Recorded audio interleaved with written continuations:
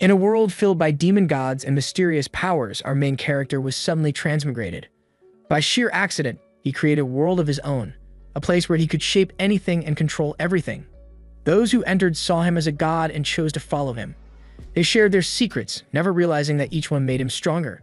Before long, his power had grown beyond anything the world had ever known. The story begins with a young man waking up in pain, holding his head and feeling something is seriously wrong. When he opens his eyes, everything around him looks strange. The room, the desk, even a red moon outside the window are completely unfamiliar. He walks to the mirror and freezes. The face looking back isn't his. That's when he realizes he has somehow become another person named Klein Moretti. Trying to calm himself, he thinks back to what happened earlier that day. He had bought an old book from a street vendor filled with strange symbols and words. Out of curiosity, he tried reading them out loud as part of a luck ritual. He even placed food in the corners of his room, following the instructions. Nothing happened back then, but now he wonders if that strange ritual caused this. Suddenly, his head hurts again and strange memories begin to pour into his mind. But these memories aren't his, they belong to a man named Klein Moretti, a citizen of the Lone Kingdom on the northern continent. Klein's father was a soldier who died in service, and his pension helped Klein study. His mother, a follower of the Evernight goddess, passed away after he entered Koi University. Now Klein lives with his older brother and younger sister, relying on his brother's income. He studied history and learned ancient languages like Faisak and Herms, which are often used in old prayers and texts. As the new memories settled, the young man notices a notebook on the desk written in Herms. Inside, a message reads, "Everyone will die, including him." Fear runs through him. He looks down and sees his hands are dirty. When he looks in the mirror again, he sees a bullet hole in his forehead.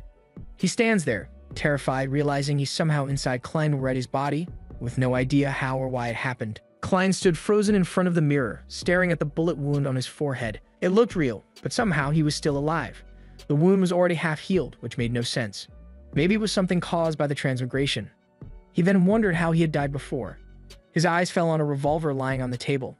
When he picked it up, he noticed one bullet was missing. A cold feeling ran through him as he realized that missing bullet was the one that killed him. There was also blood on another bullet, proving it was true. But was it suicide or murder? Suicide didn't seem possible. His family was too poor to even buy a gas lamp, so how could he have bought a revolver? And if it was murder, why would anyone kill someone like him? A poor history graduate with no power or enemies. Frustrated, he washed his face and tried to calm down. The memories of the body's original owner were messy and unclear. Still, he cleaned up the room and wiped away the blood, trying to make sense of what had happened.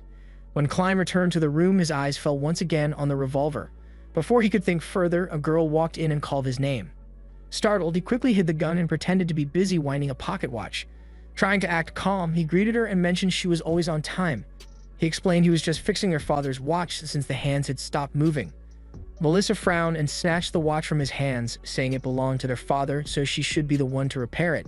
As Klein watched her work, memories slowly came back to him.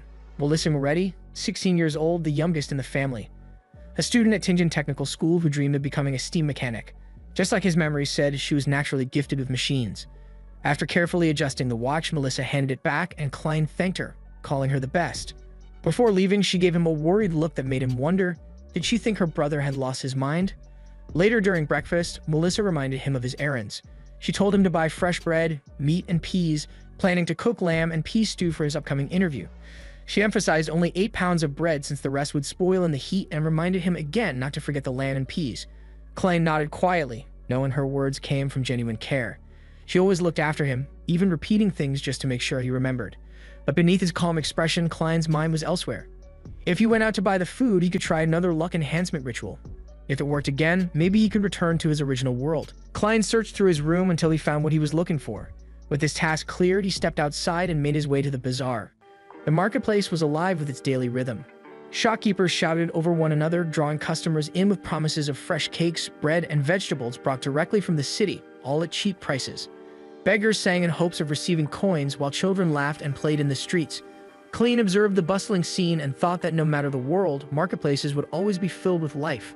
Lower-class people carried the same energy everywhere. He clutched the coins tightly, knowing this was all the money Benson had managed to save. The realization weighed heavily on him. Poverty remained the same regardless of worlds. Even after transmigrating, he was still dirt poor. He sighed, recalling how he had once believed transmigration always led to riches, but there was no time to dwell on it. He reminded himself that he needed to buy staple food quickly so he could return and attempt another luck enhancement ritual. His only hope was to transmigrate back to his original world. Klein entered a bakery and greeted the owner. He politely requested 8 pounds of rye bread. Mrs. Smyron welcomed him warmly and hurried to prepare his order. Curious, Klein asked if his brother Benson had returned yet. She explained that Benson would be gone for a few more days and praised him for being such a hardworking young man who surely deserved a good wife. She went on to speak fondly of Klein as well, noting that he had graduated in history from Koi University and would soon be making money. She insisted he should not continue living in such a poor apartment and encouraged him to at least find a place with his own bathroom. Klein responded kindly, remarking that she seemed especially lively that day. Yet within himself, unease grew. With the fragmented nature of the memories he had inherited, there was no way he could handle the upcoming job interview. More than that, his thoughts returned to his real home, his friends, and the wonderful life that awaited him there. He needed to transmigrate back. Mrs. Smyron interrupted his thoughts by telling him the total came to 9 pence. Klein noticed the price and commented that just a few days ago it had cost 11 and 2 months earlier it had been 15. She explained that prices had dropped thanks to the repeal of the Grain Act and told him to thank those who had marched in protest. Before he left, she reminded him again of Melissa's request for lamb and peas. On the street, a joker performed tricks to attract a crowd, loudly announcing that the circus would be putting on a show the following night. Klein noted the news with interest. Melissa would certainly enjoy something like that, and he wondered how much the tickets would cost. The joker even addressed him directly, inviting him to attend. Klein repeated the thought to himself, intrigued by the idea. As he moved further, a young fortune teller approached him, offering to tell his future. Klein declined at first, but the girl insisted that her tarot divination was highly accurate. The mention of tarot startled him. The word was pronounced exactly the same way as it had been on Earth. He began to wonder if tarot cards in this world were similar. A man on a nearby stage drew the attention of the crowd, explaining the origins of tarot in this world. He revealed that they had not come from any of the orthodox 7 gods, nor had they been passed down from ancient times. Instead, they had been invented only 170 years earlier by Rosal Gustav, then the consul of the Intis Republic. The speaker detailed Rosal's achievements. He had invented the steam engine, improved the sailboat, and overthrew the rule of the Intis kingdom. The Church of the God of Craftsmanship recognized him, and he became the first consul of the Republic. Later, he waged wars against many nations, turning Lemberg and other smaller countries into protectorates. Even powerful empires like Lone and Fenapotter were forced to bow before him. During his reign, Rosal transformed the Republic into the Intis Empire and named himself Emperor Caesar. It was under his leadership that the Church of the God of Craftsmanship received its first public divine revelation since the 5th epoch, leading it to be renamed the Church of the God of Steam and Machinery. Rosal also introduced the paper-based system of cards, designing the very methods by which they could be played. Klein's thoughts grew tense as he recognized many of the names. Based on the fragments of memory within him, he suspected that this Emperor Caesar might have been another transmigrator, a senior like himself. Turning back to the fortune teller, he asked if the price for a reading was reasonable, and she smiled, offering it for free since he was her first customer of the day. She laid the cards down one by one: the Magician, the Emperor, Temperance, and the Hanged Man. Klein's breath quickened as he stared at the deck. The cards themselves were identical to those on Earth. The possibility that Rosal Gustav had truly been another transmigrator seemed more and more real. The girl asked him to shuffle the deck and cut it, assuring him there were no hidden fees. Reluctantly, Klein agreed. With the cards in hand, she looked at him and asked whether he wished to know his past, his present, or his future. Rosal instructed Klein to shuffle the cards again, explaining that only by shuffling after deciding on the question would the cards reveal answers that were truly relevant. Klein grew irritated, feeling she was being unnecessarily petty, as all he wanted was to confirm whether the reading was completely free. Despite his frustration, he reshuffled the deck once more. After finishing, he announced the task completed and questioned whether there were any issues this time. Rosal began laying out the cards. She revealed the first as representing the past, then the second as symbolizing the present, and finally the third as heralding the future. Klein chose to look at the present card first. Rosal turned it over, revealing the Fool. Klein's thoughts immediately recalled the meaning of the Fool tarot card, which was numbered 0. It represented a beginning branching into endless possibilities. He wondered what it might signify in his own case. Rosal remarked on the card's meaning before a sudden interruption occurred. A girl appeared, accusing Rosal of impersonating her again. As she forcefully dragged Rosal outside, she exposed Rosal as an animal trainer, explaining that fortune-telling was actually her own job. While leaving, Rosal reassured Klein not to worry about this development, stating that divination was simply something she liked and sometimes her interpretations could be surprisingly accurate. The real fortune-teller then turned to Klein, offering to help interpret his cards. He asked if the service was free, and upon learning it was not, declined the offer and left. As Klein walked away, he thought about the strange situation he had just been in, realizing he had nearly received a tarot reading from an animal trainer. Carrying the food Melissa had tasked him to buy, he reflected on his financial situation. Money was tight. He had spent 2 solely and 1 penny on the food, with the extra penny coming out of his own pocket. He thought about Benson, the breadwinner of the household, and felt sorry for him. At least he consoled himself. He had bought enough staple food to perform the luck enhancement ritual. Arriving home, Klein began translating the ritual's incantations. After much effort, he finally completed the translation. The Herm's language had proven extremely difficult, but he had managed to translate the incantation into ancient Faisak and the Lone language, deciding to try those versions first. With the staple food in place, he prepared to begin the ritual. He performed the invocation, calling for blessings from the immortal Lord of Heaven and Earth and from the Sky Lord of Heaven and Earth. Repeating the words again and again, he waited for an effect to manifest. Suddenly, a sharp pain struck his head, feeling like a nail being hammered into his skull. His head throbbed as if it would explode, his eyes barely able to open from the pain. Panic and regret filled his mind as the agony grew overwhelming, leaving him unsure of what was happening or who might be speaking in the background. In that moment of anguish, he wished he had simply left the ritual alone. Klein slowly awoke, his mind dazed as he tried to make sense of his surroundings. He wondered where he was, finding himself in a place unfamiliar and strange. Before him, a small red ball of light floated gently in the air. As he reached out to touch it, the glowing sphere darted away and disappeared from his grasp. His gaze shifted, and he saw a girl. Her name was Audrey.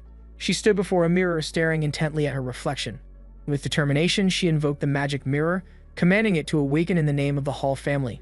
In her heart, disbelief rose as she realized her father had deceived her yet again.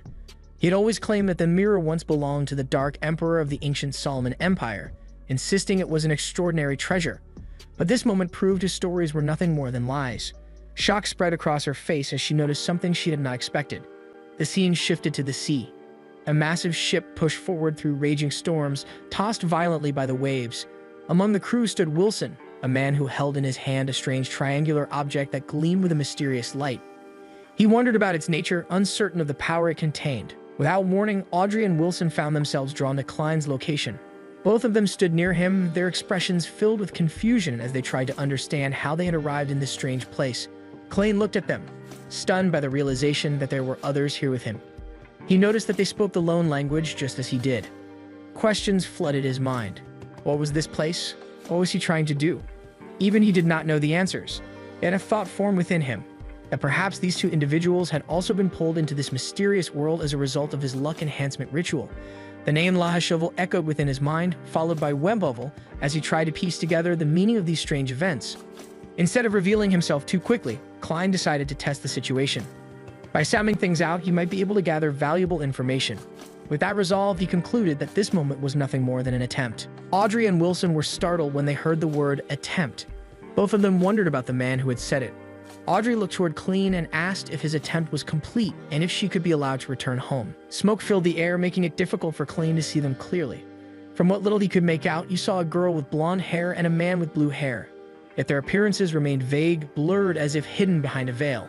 He wondered if this was because his power was too weak or because he did not yet understand the workings of this strange world. In this moment, he realized that they were the guests and he was the host. One truth he could state with certainty was that he held authority here. Klein told them that if they made a formal request, he could send them back immediately. Audrey listened and felt that his tone carried no malice. In her heart, she thought this was truly a wondrous experience. She admitted to herself that she liked mysteries and was fascinated by the supernatural.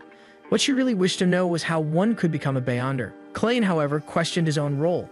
As host of this place, was it proper for him to simply stand there and answer questions? He thought of how it should be. There should be a temple and a long table, and he should be seated at the head, watching the guests as they posed their questions. Suddenly, the strange space around them shattered. In an instant, they were drawn into a vast palace. A grand table appeared before them, and Klein instinctively took the seat at its head. Audrey looked around in awe, calling it miraculous. Klein agreed. Wilson then spoke, asking if Klein was from Lone. He explained that anyone wishing to become a Beyonder should join the Church of the Evernight Goddess, the Church of the Lord of Storms, or the Church of the God of Steam and Machinery. Yet he admitted that very few people were ever granted such an opportunity. Even within the churches themselves, Beyonders were rare, though they could still be found among courts, tribunals, and execution agencies, fighting against the growing dangers hidden in the dark. He noted that their numbers were far fewer now than in the early days of the Iron Age. Klein recalled from his inherited memories that the Iron Age was the name of the current epoch, the fifth epoch, which had begun more than 1300 years ago. Audrey quickly interjected, saying she already knew all of those things. In fact, she knew even more. She spoke of the Nighthawks, the mandated punishers, and the machinery hive mind. But despite her knowledge, she admitted that she did not want to lose her freedom. Wilson countered, asking if she had ever heard of anyone becoming a Beyonder without paying a price. He told her that if she refused to join a church and accept their tests, her only chance would be to approach one of the ancient noble families whose histories stretch back over 1,000 years. Otherwise, she would have to risk seeking out one of the sinister organizations that lurked in the shadows. Audrey pouted and asked if there was truly no other way. Wilson looked at her, hesitated, and then turned his eyes toward Klain. Klain grew nervous under his gaze. Wilson then revealed that he possessed the recipes for 2 Sequence 9 potions. Audrey's eyes widened with excitement as she asked which 2. Klain silently repeated the words in his thoughts. Sequence 9. Wilson explained that true Beyonders relied on potions, and the names of those potions came from the blasphemy slate. Over time, the names had shifted as they passed through countless languages, each era altering them to fit its own manner of speech. What mattered most, he said, was that the names captured the core characteristics of the potions. He then described the first potion. It was called Sailor. The potion granted the ability to move steadily on the deck of a storm-tossed ship. It bestowed illusory scales that allowed its user to swim easily and remain underwater for 10 minutes, like a creature of the sea. Audrey thought it sounded incredible and linked it to the Keeper of the Sea, a title connected with the Lord of Storms. Wilson confirmed that in ancient times it had indeed been known as Keeper of the Sea. The second recipe, he said, was for a potion called Spectator. He admitted he did not know its ancient name, but its abilities were clear. It greatly heightened mental energy and observation. By carefully watching people's expressions, behaviors, and words, a spectator could glimpse their inner thoughts. It was like watching a play unfold, whether at a grand banquet or on a crowded street. But there was one condition. A spectator would always remain only that, a spectator. Audrey considered this carefully and admitted that she liked the idea of spectator. She asked how she could obtain the recipe and what she might offer in trade. Wilson replied that what he wanted was ghost shark blood, at least 100 milliliters. She pressed further, asking how she could give it to him and how she could be certain that he would give her the real formula once he had received it. Wilson answered that he would provide an address. After receiving the ghost shark blood, he would send her the recipe. Alternatively, he could tell her directly here, in this place. As for its authenticity, Audrey suggested that with this mysterious lord as witness, both of them could be assured. Finally, Audrey turned to Klain and asked respectfully what they should call him. Klain gave his answer. They could call him the Fool. Audrey Wilson was left in shock when Klain stated that they could simply call him Fool. Both Audrey and Wilson immediately bowed to him with respect, honoring his presence. Klain then gave them permission to continue. Wilson explained that the way he was responding to them fit his current status. He instructed that if they were able to obtain the ghost shark blood, it should be sent to the Warrior and Sea Bar on Pelican Street, located in the White Rose district of Pritz Harbor. He further added that they must tell the bar's owner, Williams, that it was what the captain wanted. Once he confirmed that everything was in order, he would either send the potion formula to them or provide the recipe directly. Audrey chose the more secure method and asked for the recipe directly. She admitted that although it would truly test her memory, she wanted Klain to make a few more attempts like this one. In her thoughts, she considered that since Klain had already agreed to be a witness for the transaction, it implied that they would be having more gatherings like this in the future. Wilson turned his attention back to Klain, remarking that the gathering was quite interesting. He acknowledged that despite Klain's remarkable power, there were surely certain fields where he was not an expert. Both he and the highborn young lady sitting across from him had their own experiences, insights, connections, and resources. Perhaps in the future, they would be able to help Klain carry out tasks that would be inconvenient for him to handle personally. Audrey became conscious of his words, realizing he had called her a highborn young lady, and wondered if her accent and mannerisms made it that obvious. Yet she quickly shifted her focus, pointing out that if their gatherings became a regular occurrence, Klain could definitely delegate some of his tasks to the two of them, so long as they were within their ability to accomplish. Klain reflected silently to himself. He thought about how having more gatherings would allow him to gain more knowledge about the secrets of the Beyonders as well as many other mysteries. Such meetings might even help him find a way to transmigrate back. During these gatherings, he could receive recipes for potions and also learn other things that could prove useful in his current situation. However, he also recognized that the more gatherings they held, the greater the risk that his true identity would eventually be exposed. Both Wilson and Audrey grew nervous. Audrey asked if Klain agreed and immediately suggested they should also give themselves code names. Since Klain was known as the Fool, taken from a tarot card, it would be best if their names followed a similar theme, especially since these meetings would be regular, long-term, and secret. She declared that she would take her name from a tarot card as well, deciding on justice. She then turned to Wilson, who chose to name himself the Hanged Man. Excited, Audrey suggested that since all of their code names were taken from major arcana tarot cards, they should call their gathering the Tarot Club. She happily declared that they would be the founding members of this club and asked for Klein's approval. Klein, however, dismissed the matter as trivial and told them they could decide for themselves. Audrey then recalled something she had once heard. She stated that tarot cards were invented by Emperor Roselle for games and that they did not actually possess any divinatory powers. Wilson corrected this, saying that divination often came from within oneself. He explained that everyone possessed spirituality and that all people were able to come into contact with the spiritual world to sense hidden information about themselves. The only problem was that ordinary people were not aware of this and were unable to interpret the signs they received. He continued, explaining that divination tools could help present some of that information, with dream interpretation being the simplest example. Audrey agreed, pointing out that tarot cards fell into this category of tools. They used symbolism and easily digestible ideas to help interpret signs in a more convenient and accurate way. Klein, however, felt his head beginning to ache once again. Audrey quickly clarified that she was not questioning the validity of tarot cards, but that she had once heard that Emperor Roselle actually created another set of cards as well. These cards symbolized an unknown power. There were 22 in total, and he had used them as a reference when creating the 22 major arcana tarot cards that were used in games. Klein's headache grew worse as he realized he would not be able to maintain his connection with the world much longer. Wilson then explained further, saying that it was correct. It was said that Emperor Roselle once saw the blasphemy slate, and that the profound mysteries of the 22 paths of the divine were hidden within that deck of cards. Audrey repeated the phrase softly to herself, acknowledging the 22 paths of the divine. At that point, Klein announced that the gathering would end.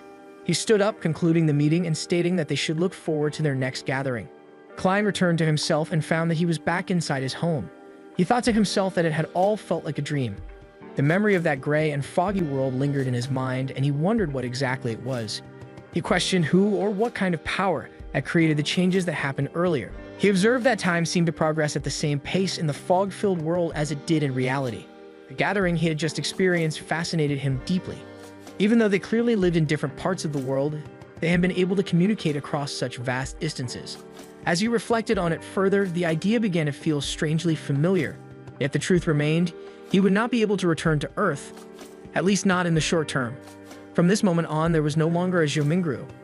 There was only Klein. Meanwhile, Wilson returned to his ship. In his hand, a triangular object cracked and broke apart. He then approached the captain of the vessel, who defiantly declared that he would not give in. Wilson replied with cold confidence, insisting that he had faith in the outcome. Without hesitation, Wilson seized the captain by the neck and hurled him overboard into the sea. One of the mercenaries quickly asked what had happened. Wilson dismissed the concern, claiming that the captain had simply escaped. Yet he muttered to himself that the man still possessed some of his Beyonder powers. He brushed it aside, stating that the captain was only of secondary importance. Wilson reminded the others that they would still be rewarded for discovering the ghost ship from the Tudor era. He ordered them to focus on repairs. As the storm continued to rage around them, he remarked that the captain would not be able to last long in the open sea. In his mind, Wilson declared that a new era had begun. After Wilson's return to the sea, the focus shifted to Audrey. She too returned home, and in her hand, the same triangular object shattered into pieces. Her heart raced as she realized it had not been a dream. She was certain of it. A sudden knock echoed on her door. Startled, she asked who was there. A servant's voice replied respectfully, asking permission to enter. Audrey allowed it, and the servant stepped in, informing her that it was time to begin preparing. The servant then noticed the broken fragments nearby and muttered in dismay that something had been broken. Audrey quickly covered it up, claiming that Susie, her pet, had been in the room earlier and had caused the mess. The servant sighed and reminded her to train the dog properly, commenting on how destructive dogs could be. Audrey agreed hurriedly, brushing it aside. Their usual routine began. The servant asked which dress Audrey wished to wear. She admitted her fondness for the one Mrs. Guinea had designed for her 17th birthday. The servant immediately objected, pointing out that it had already been worn at a formal occasion. Wearing it again at such an event would lead people to suspect that the Hall family was going through financial struggles. Audrey protested, but the servant remained firm. She could wear it at home, but not to a grand gathering. Reluctantly, Audrey decided on another dress, the one Mr. Sades had sent just the day before yesterday, with lotus designs beautifully embroidered on the sleeves. The servant praised her choice, admiring her refined taste. With care and precision, they helped Audrey into the elegant dress, completing her transformation into a vision of grace. Soon after, her father arrived, teasing her warmly by calling her the brightest jewel in Backland and reminding her that it was time to head out. Audrey frowned at the title and asked him not to call her that. With a smile, he rephrased it, calling her his beautiful little princess. She replied firmly that she wanted to walk on his right side.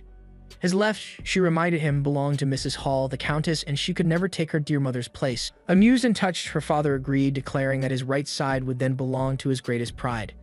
Together, they set out, their carriage carrying them to Pritz Harbor at the Oak Island Royal Navy Base.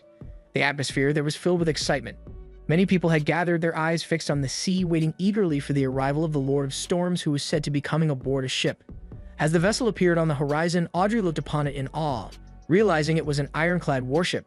The people gathered together at the harbor, their attention fixed on the sky as an airship slowly descended. Audrey gazed up in awe, recognizing it instantly in her thoughts as the king's airship. The vessel landed, and from its gates emerged rows of guards and soldiers marching in disciplined formation. Among the nobles who stepped down, one figure stood out as the ruler of the Len Kingdom, King George himself. Audrey's heart skipped at the sight. She marveled that even in this modern age of iron, steam, and guns, there were still those who persisted in wearing full suits of metal armor. She wondered if they could be higher-order disciplinary paladins. Attention soon shifted to another important figure, the Prime Minister of the Len Kingdom, Amazid Nagan. With commanding presence, he drew the focus of the crowd and began to speak. He declared that before them stood a history-making ironclad warship. His words carried pride as he described its immense power. The ship measured 101 meters long and 21 meters wide, built with a high freeboard design. Its main armor belt was 457 millimeters thick, and its total displacement reached 10,060 tons. Armed with a main battery of 4 305mm guns, it was complemented by 6 rapid-firing guns, 12 6-pounder guns, 18 6-barrel machine guns, and 4 torpedo tubes. It could reach speeds of 16 knots. The Prime Minister declared it a true hegemon, a conqueror of the seas. After his declaration, he approached the king with respect, requesting His Majesty to bestow a name upon the warship. King George agreed, stating that since its journey began in Pritz Harbor, it would be named the Pritz. At the moment of naming, fireworks were set off in celebration. The Prime Minister continued, proclaiming that from this day forward, the 7 pirates who called themselves admirals and the 4 pirates who called themselves kings would tremble in fear. Their era was ending. Even if they possessed extraordinary powers, ghost ships, or cursed vessels, none could rival the might of the ironclad warship. Only ships of this kind ruled the seas. Yet from within the crowd, doubts arose. One man questioned whether pirates could simply build ironclads of their own. Another echoed the concern, wondering what would happen if they managed to obtain such ships. A third voice asked what could be done if pirates armed themselves with ironclads as well. The Prime Minister answered with firm conviction. He declared it impossible. The construction of such a vessel required 3 large coal and steel amalgamators, 20 massive steel factories, 50 scientists, senior engineers, 2 royal shipyards, and nearly 100 separate parts factories. It demanded the efforts of the Admiralty, a shipbuilding committee, the cabinet, and above all, a determined king with foresight, supported by a powerful nation with an annual steel output of 12 million tons. Pirates, he said, would never achieve such a feat. Once again, he raised his voice to the people, announcing that the era of guns and giant warships had arrived. The scene shifted away from the grand display and returned to Klein. He sat quietly, reading a book, his mind absorbed in its pages. Closing it, he looked at his hand, noticing the faint disappearance of markings. He saw 4 dots arranged in a square and wondered if they corresponded to the 4 pieces of staple food placed in the 4 corners of his room. He questioned if, in the future, this meant he would no longer need to prepare staple food and could instead proceed directly with ritual and incantations. The thought seemed convenient, yet unease gnawed at him. On the surface, it appeared beneficial, but he felt frightened by his lack of understanding. He lay back on his bed, reflecting further. From Taoist rituals to all that had happened since, he realized that fear remained humanity's oldest and strongest emotion, with fear of the unknown being the most powerful of all. After some time, he drifted into sleep, only to awaken later with a dull ache in his head. He muttered to himself that it had been a pleasant nap despite the pain. Glancing at his watch, he noted the time. It was 12:30, and he had slept for 3 hours. He realized that time here was measured in the same way as on Earth, though he could not be certain if an hour here matched an hour there exactly. His stomach growled, reminding him of his hunger. He noticed a piece of bread lying to the side of the room and picked it up. Staring at it, he wondered if this was the life he was bound to live, eating rye bread for breakfast, rye bread for lunch, and only during dinner having the chance to taste meat. Suddenly, an idea came to him. His eyes brightened with determination, and as he looked toward the kitchen, he thought of the strength he carried as a transmigrator. It was time to demonstrate it. Klein sat with the potato in his hand, peeling it slowly. He fried the pieces, toasted some bread, and prepared his breakfast. Once it was ready, he ate the potatoes quickly, telling himself he would eat them to stave off his hunger for now, saving the lamb to share with Melissa when she returned. The taste filled his mouth, familiar and comforting. It reminded him of his childhood, when he had loved eating potatoes this way. Finishing his meal, he felt life return to his body, realizing just how much energy the ritual had drained from him. Now, with his stomach full, it was time to get to work. He turned his attention to the real Klein's journal, flipping through the pages carefully. It was undeniable that he had transmigrated into this body, and there was no way to escape it.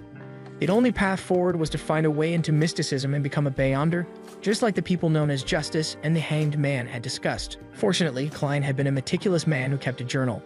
This habit might hold answers. Before the next gathering, he needed to read through it and piece together the gaps in Klein's fragmented memories. But there was another mystery: why Klein had committed suicide and what had truly happened to him. His eyes fell on an entry dated May 29th. In it, the original Klein wrote that Welch had found him and mentioned obtaining a notebook from the Fourth Epoch.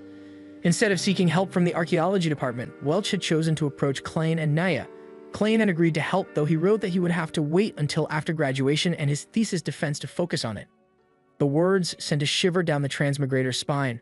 According to Klein's memories, this was currently the Iron Age, and the Fourth Epoch had come just before it.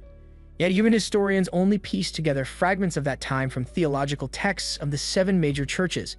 At present, they only knew of the Solomon Empire, the Tudor dynasty, and the Trunsos Empire.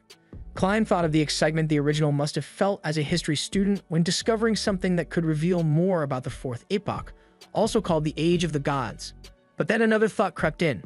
Could the information Welch had found have something to do with Klein's death? Were there more clues hidden in these pages? He flipped further, reaching an entry dated July 24th.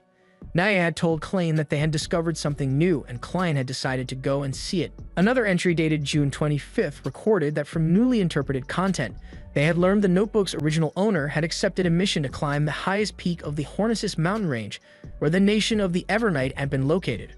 The thought stunned him. The highest peak of the Hornisus Mountains was over 6,000 meters tall. How can a nation possibly exist up there? And how would they survive? But the journal ended there. He stared at the last words, realizing he had transmigrated into Klein's body on the night of June 28th. It struck him suddenly. Was that cryptic line the key? Everyone will die, including me. It seemed to be the final clue left behind. He reflected on this world and its differences. Universities were rare, and mostly nobles and aristocrats could attend. Even so, any commoner who managed to enter would still leave with valuable connections, even if they failed. Klein had been one of those students, and Welch, son of a wealthy banker, had often come to him and Naya for help due to their group assignments. The thought sparked a new plan. He needed to visit Welch and take another look at the ancient notebook. Perhaps he would be able to uncover more clues. Yet he also knew how such situations unfolded in stories and movies. If the notebook truly had something to do with him, he would most likely run into danger by going. But he could not avoid it either. Running would only keep him from ever solving the mystery. And he certainly could not go to the police. How could he report his own suicide? Just as his mind raced with these thoughts, a knock came at the door. Klein held a gun in his hand and wondered who could possibly be arriving at such a time. From the other side of the door, a voice identified itself as Bitch Mountbatten. Klein immediately realized that it was the police. He placed the gun aside, telling himself that should be enough, and moved toward the door. Opening it with a yawn, he pretended to have just awoken, apologizing as if he had been taking a nap. But the moment his eyes fell on Batten, his expression stiffened. Standing beside him were 3 other police officers. Batten explained that the officers had something to ask him. Klein invited them in, asking what the matter was. His attention, however, drifted to the epaulette of one of the men, noticing the 6-pointed stars embroidered there. That detail made it clear these 3 were inspectors. One of them began the questioning by asking if Klein knew Welch McGovern. Klein, startled, asked if something had happened to him, but the inspector cut him off, saying the questioning was routine and there was no need to be nervous. Klein confirmed that if they were referring to Welch McGovern, the graduate from Coy University in Constant, then yes, he knew him. They had been classmates under Senior Associate Professor Quentin Cohen. Klein admitted that their relationship was good. He explained that he, Welch, and Naya had been meeting often, interpreting and discussing a document Welch had obtained, one related to the Fourth Epoch. That document was in the form of a notebook. With hesitation, Klein asked if something had happened to his friends. The inspector informed him with regret that Welch had passed away. Shock struck Klein, and his voice trembled as he asked about Naya. The inspector revealed that she too had died, both of them found in Welch's residence. Klein's thoughts raced, and he asked if they had been murdered. The inspector replied that the evidence suggested otherwise. Judging from the scene, it appeared to be suicide. Welch had repeatedly slammed his head against a wall, leaving it covered in blood. Naya had drowned herself in a simple water basin used for washing one's face. Klein could hardly believe it, insisting that such a thing was impossible. The inspector admitted that they had thought the same, but the autopsy results and the state of the scene left no clues of external involvement. The bodies bore no signs of struggle. The inspector continued the questioning, asking when Klein had last seen them. Klein recalled that it had been on June 26, when they had interpreted and read through a new section of the document. Afterward, he had returned home to prepare for his upcoming interview at the Department of History in Tianjin University, scheduled on the 30th. As the questioning went on, the second inspector's eyes fell upon Klein's journal lying on the table. He casually picked it up. Panic surged within Klein as he realized he had forgotten to hide it. Nervousness crept over him as his heart tightened at the thought of what they might discover inside. The first inspector reassured Klein not to be nervous, saying it was part of the required procedures. Klein's mind raced as he realized they were not planning to stop at all, yet none of them had shown a search warrant. He reminded himself that the Lone Kingdom's judicial system was still young and the police force itself had only been established 15 or 16 years ago, so search warrants might not even exist yet. The second inspector then held up Klein's journal from the table, calling his attention to a line written within it. He asked about its meaning. Tension gripped Klein as he remembered what that line meant. It was the phrase that everyone would die. Anxiety built inside him as he wondered whether he should lie his way out of this or attempt another approach. To him, it was common sense that everyone would die.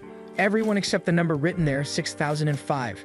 Thoughts twisted rapidly as he considered whether revealing weakness might be dangerous. Yet at the same time, he realized this might be a chance to build connections with the police.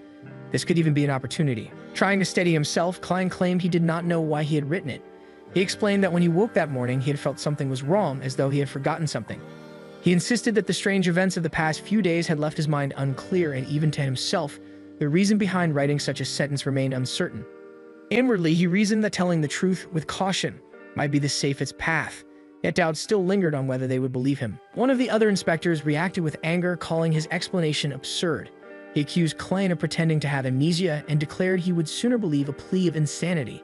Klein firmly repeated that he was telling the truth. The first inspector, however, held a different view. He suggested that perhaps Klein really was telling the truth. He explained that an expert would be arriving in the next day or two, someone who could help Klein recover his lost memories. Klein froze in disbelief, realizing the inspector had accepted his story so easily. The thought of an expert probing into his mind unsettled him. He wondered if this person was a psychologist, and fear struck him at the possibility of his memories of Earth being exposed. The first inspector then closed the questioning. He thanked Klein for his cooperation and instructed that for the next few days, he should not leave Tianjin. If there was any reason to leave, he must notify Officer Mountbatten first, otherwise he would be held in contempt of the law. Klein nodded and agreed, realizing that the session was finally over. Yet unease filled him as he thought of what might come next. They might continue investigating or even take him back to the station. As they left, the second inspector made a passing remark saying Klein was lucky. Normally, he explained, after encountering such an event, everyone involved would die. He emphasized how fortunate it was to see Klein alive. Klein's mind spun at those words. The idea that it was normal for everyone involved to die only deepened his confusion. He questioned why, if the matter was so frightening, they were not placing him under protection as an important witness. It felt careless, and he wondered if they were simply trying to test him, or even use him as bait. Overcome with nerves, he hurriedly told the inspector that they would surely protect him. He reminded himself that such a reaction would be natural for anyone in his position. Yet deep down, he knew his performance had been unconvincing. He realized he would need to dedicate real effort to improving his acting skills. Once the police were gone, Klein placed his belongings back in the locker and turned his focus to the evening ahead. He resolved to wait for Melissa to come home so they could have lamb and peas stew together. He knew her approach to cooking was far too simple and crude, and if he left it to her, it would be well past 7:30 before food was ready. By then, she would be starving. Deciding to take matters into his own hands, Klein planned to show her what true cuisine could look like.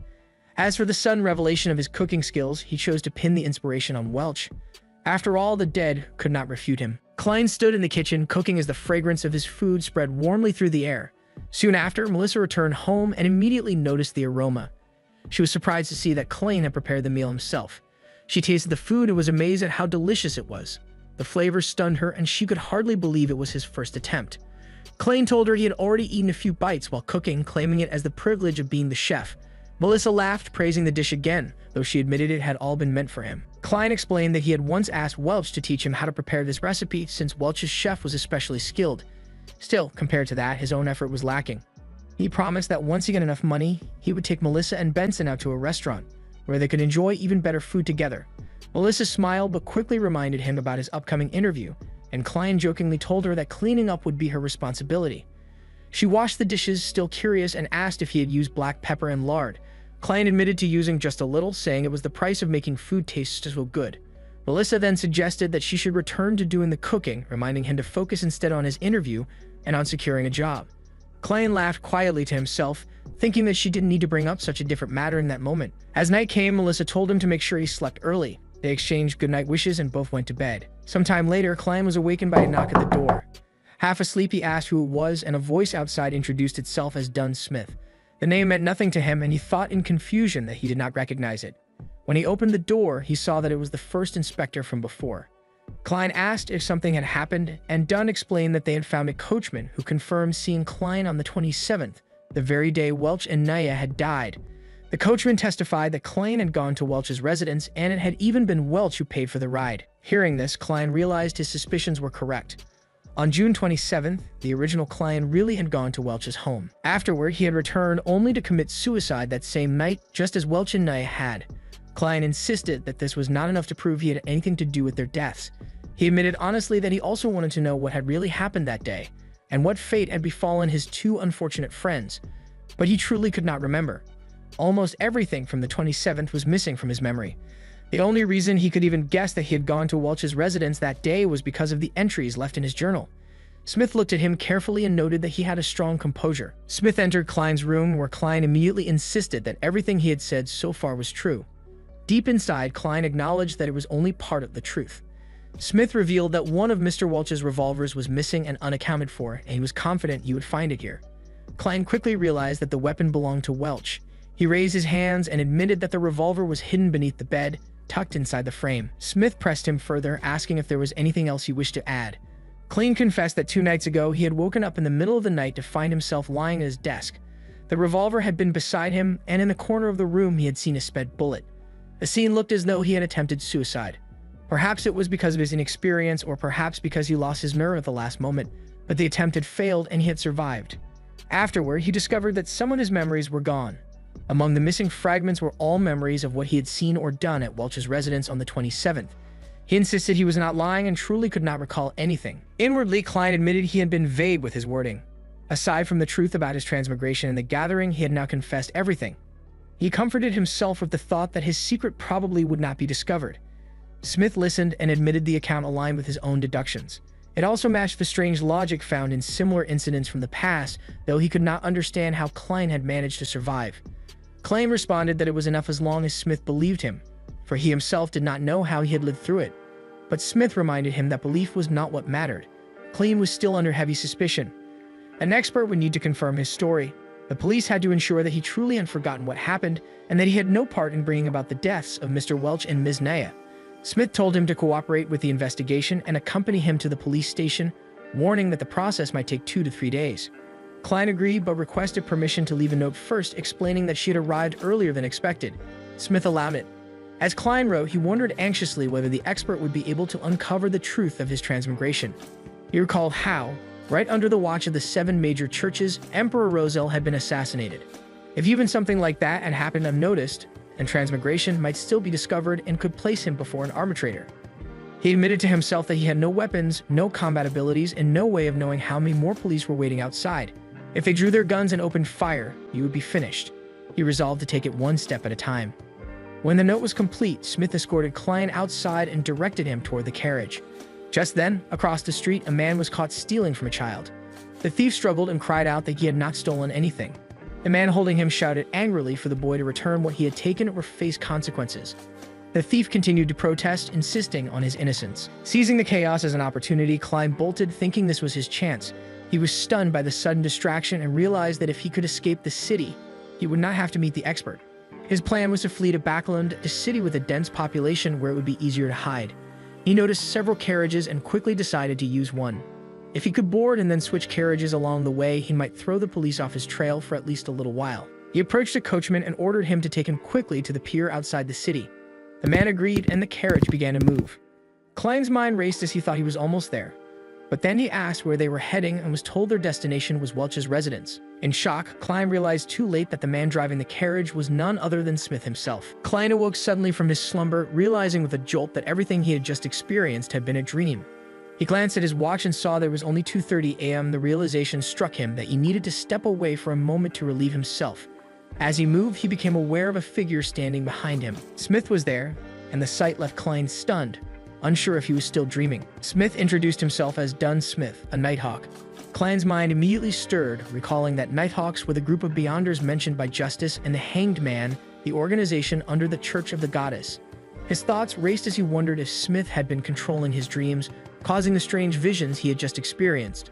Smith clarified that he had not controlled the dream but had only entered it to provide necessary guidance. As Klein processed this, Smith explained that when one is dreaming, thoughts and emotions usually kept buried rise to the surface, making everything appear chaotic, absurd, and strange. Yet the truth always lingers within, hidden but discoverable. For someone experienced like Smith, finding the truth was easy. Compared to Klein's conscious self, he found Klein's dreaming self more reliable. Klein realized that ordinary people could not control their dreams. This meant that if he dreamt about something from Earth, Smith would inevitably find out. In his dream, however, Klein had remained clear-headed, fully aware of what could and could not be revealed. He had shown only what he intended for Smith to see.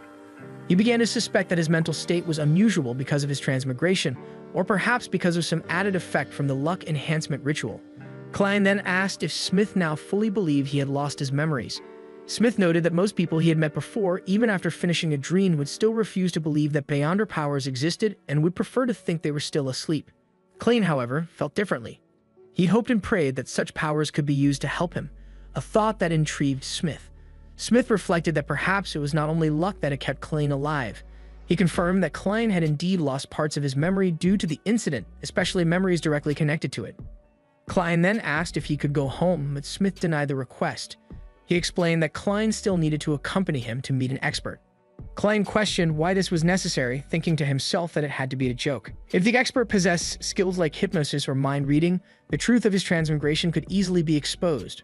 Smith assured him that while he was confident about matters of dreams, it never hurt to double-check critical things. The expert, he explained, specialized in a different area and might even be able to help Klein recover some of his memories. This could include recalling the current whereabouts of the notebook Klein had been so concerned about, the Antigonus family's notebook. Klein was shocked. Smith revealed that they had been unable to find the Fourth Epoch notebook, despite searching extensively through Mr. Welch's home. They had discovered nothing. Naya was dead. Welch was dead. Klein was now the only remaining clue. Klein's thoughts raced as he realized that the notebook had vanished without him ever once considering its location before this moment. Smith then instructed Klein to go with him to Welch's residence where the expert was waiting. Klein felt an overwhelming urge to run, but he knew Beyonders were far more powerful than ordinary humans. Based on Smith's behavior during the dream, he had already raised his guard, and Klein was certain he was armed with a gun. As Smith escorted Klein in the carriage, he questioned him about why he had tried to escape at the end of his dream and what he had been so afraid of. Klein explained that he no longer remembered what he had done at Welch's house, nor whether he had caused their deaths. He admitted he was terrified that he might truly turn out to be the culprit. Fear had overtaken him, and he thought it would be better to run away, to flee to the southern continent and begin a new life there. Smith acknowledged his reasoning and admitted that, in his place, he would have thought the same. Klein then asked about the possibility of the expert confirming that he really had lost those memories. He wanted to know if, in the absence of evidence proving him guilty, the matter would finally be resolved. Smith replied that, in theory, it would. He explained that they would continue searching for the missing notebook, and also ensure Klein had not been cursed, nor was he hosting demons or evil spirits. They needed to confirm that he could live a safe and stable life in the future. Klein pressed further, questioning the word theory and asking if anything had ever broken this logic. Smith recalled a case from a few years ago involving a cult that forced its followers to commit suicide as living sacrifices. One follower had resisted, reported the cult, and helped resolve the case. No trace of demonic influence had been found in him, and afterward he lived an ordinary life with good finances, a strong marriage, and a smart, adorable child. Yet, in March of that year, the man suddenly strangled himself to death in his office. Klein was shocked to hear such an ending. Soon, the carriage reached their destination.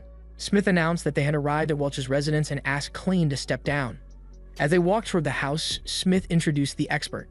To the outside world, she was known as the most renowned spirit medium of Owa County, though that was only a disguise. Her true identity was that of a genuine spirit medium named Daly. Inside, Daly greeted them with a calm good evening. They took their seats on the sofa. Smith immediately asked if there were any results.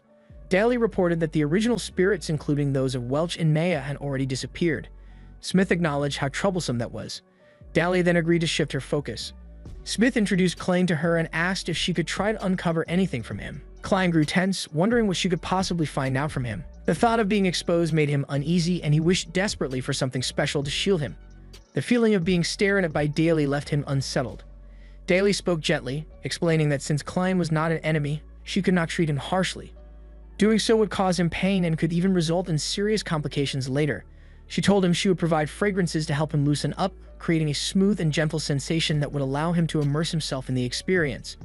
Klein found her words strange and unsettling. Smith reassured him not to think it unusual. Unlike the followers of the Lord of Storms, they had different customs, and here women could tease men verbally without issue. He reminded Klein of his mother's devotion to the Evernight goddess and of his and his brother's attendance at Sunday school lessons, saying he should understand this. Klein admitted he did, though he never expected it to feel this way. Smith added that Daly rarely used this method and was only doing it to help him relax. He emphasized that her true interests lay in corpses rather than in men. Klein, nervous and silent, stayed still as Daly lightly protested that Smith was making her sound perverse. She quickly moved on, saying it was time to begin. She presented an herbal distillate made from white vanilla, slumber flower, and chamomile extract, which she called a mantha, meaning tranquility in the Herm's language. She promised it smelled pleasant. Next, she introduced another mixture named Eye of the Spirit. She explained how it was crafted from the bark and leaves of drago and polar trees, sun-dried for 7 days, decocted 3 times, and immersed in Lanti wine, with several incantations added throughout. It was useful in mediumship and potent enough to enchant those exposed to it. Klein recognized the sensation it produced, comparing it to what he had felt during his luck enhancement ritual. Yet this time, it lacked the madness that had once made him feel as though he would explode.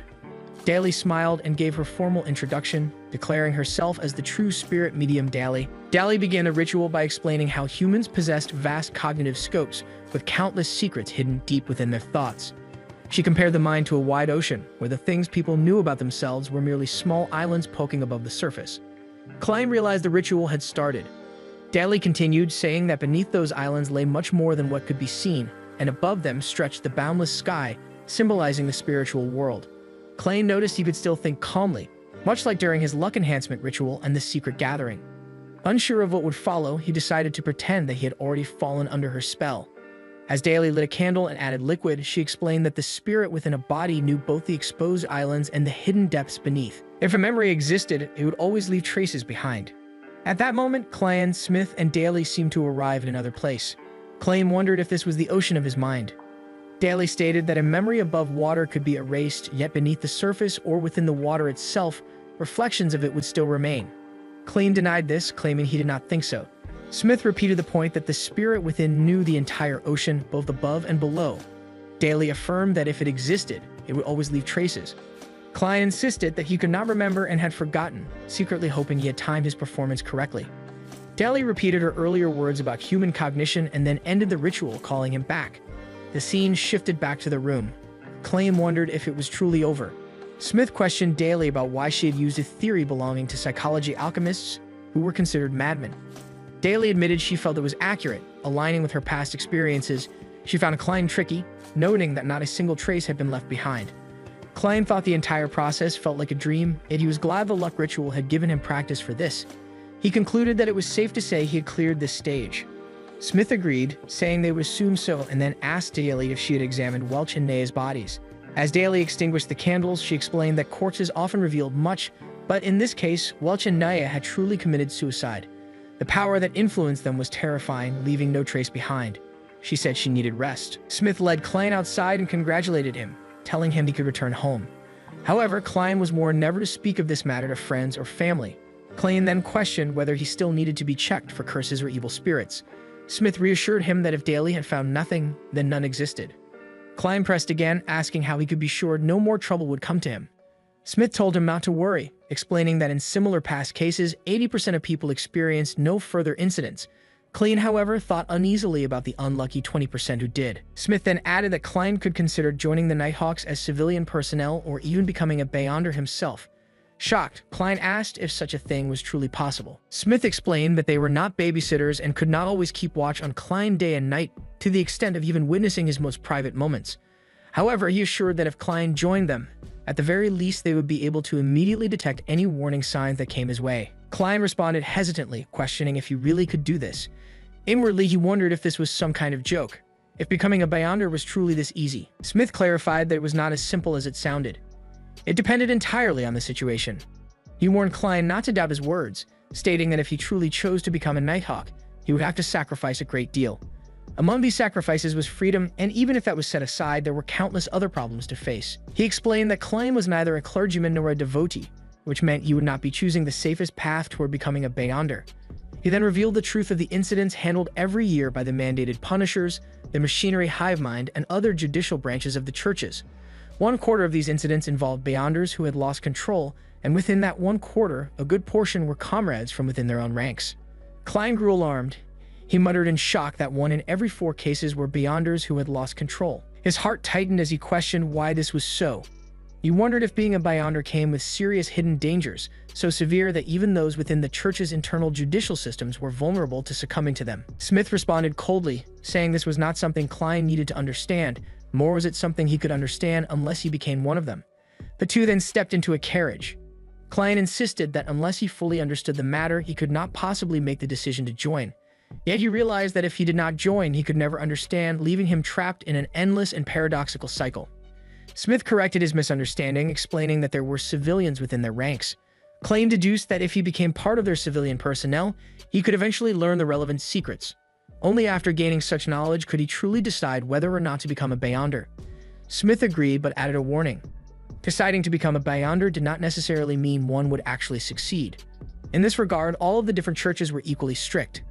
Klein then raised the question of becoming civilian personnel, wondering if that too was a strict process. Smith replied that for Klein, there would be no problems. Curious, Klein asked why. In his thoughts, he feared that his special identity as a transmigrator shone too obviously, perhaps revealing itself even in the night. Smith explained the reasons. Firstly, Klein had not required their help to survive the recent incident. That alone showed he possessed an advantage over the average person. He suggested Klein might be luckier than most, and lucky people were always welcome among them. Quickly, he brushed it off as a joke, but then continued. Secondly, Klein was a history graduate from Koei University, and they sorely needed someone with such expertise. Smith elaborated that they frequently encountered ancient documents and mysterious objects, many of which cults and heretics sought to exploit in order to grow stronger.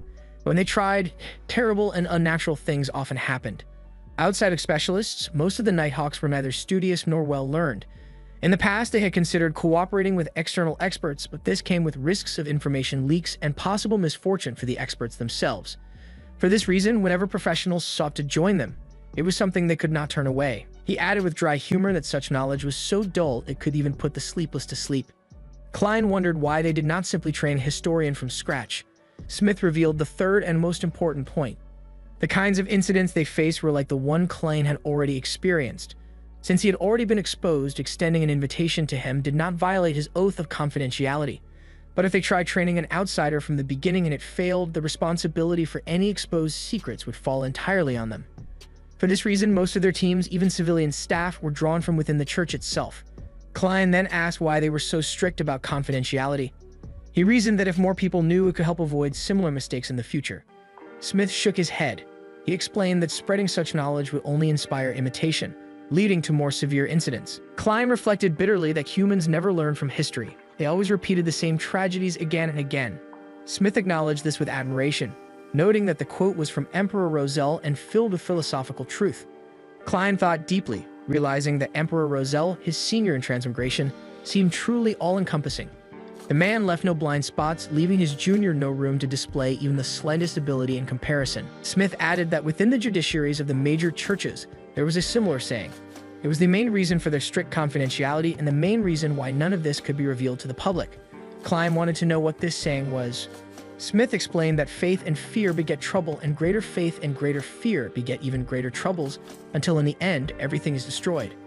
Beyond praying to the gods for blessings and aid, humans had no other means to truly solve the greatest problems before them.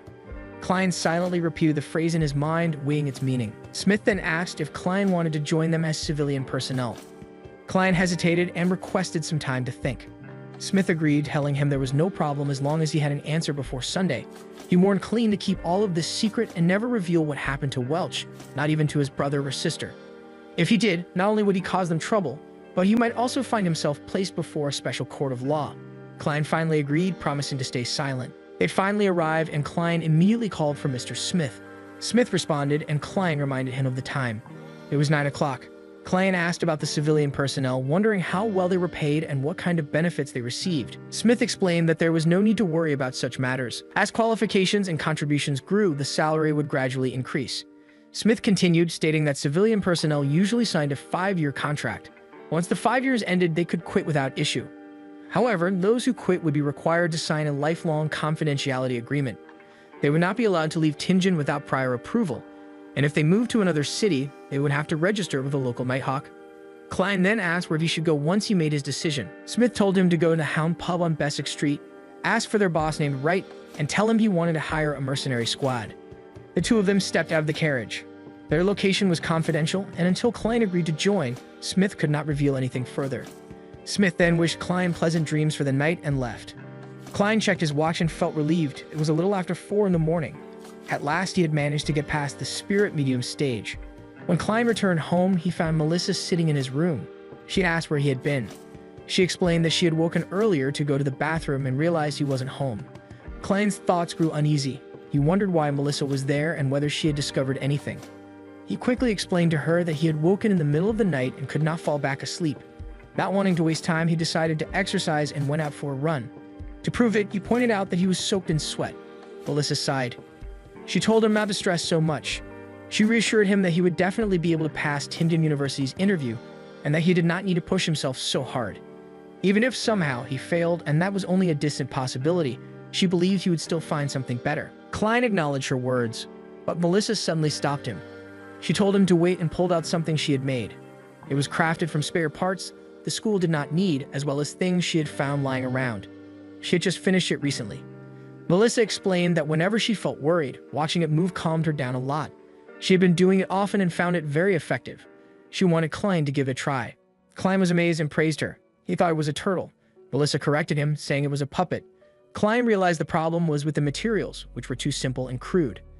He then asked why she needed to go to the bathroom in the middle of the night, since she had a chamber pot in her room. At that moment, Melissa's stomach made a loud noise from hunger. Embarrassed, she ran away, claiming she was going back to sleep. Klein reflected quietly, realizing that yesterday's dinner had been too delicious and Melissa had eaten too much. Her body was simply not used to digesting such heavy food. Left alone, Klein sat and thought. He knew he needed to give serious consideration to Dunsmith's invitation.